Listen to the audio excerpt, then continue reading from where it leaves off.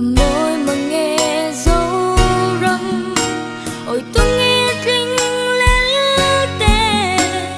thinh rin hin cho liên nhà càng tin môi mà nghe xiam tụt rồi lên hian mơ môi tên vu rêu rồi kỳ ni dấu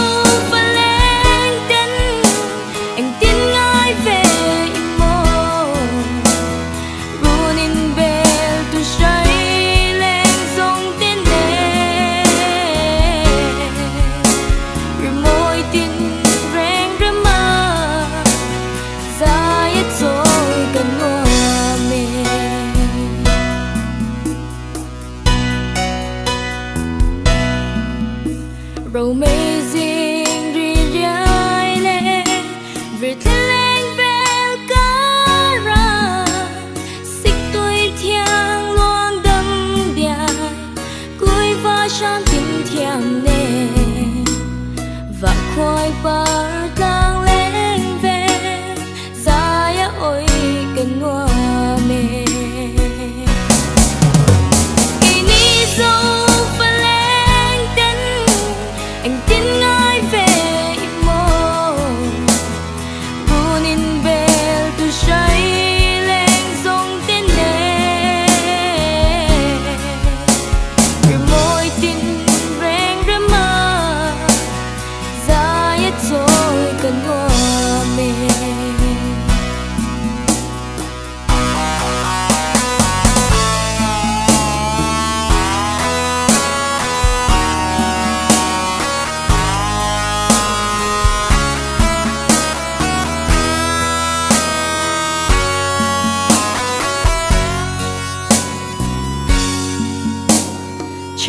và vàng con em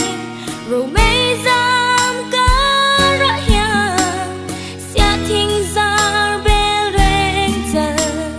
hối va chan tình thiang nè xiêm tụt rồi lên hian mô dài tin ăn vô lệ ta kỳ ni dâu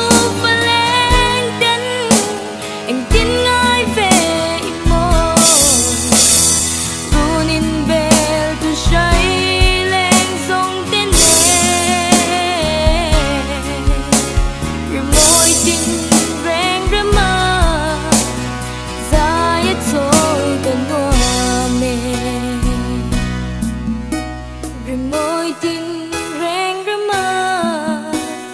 ra hết rồi cần hoa mê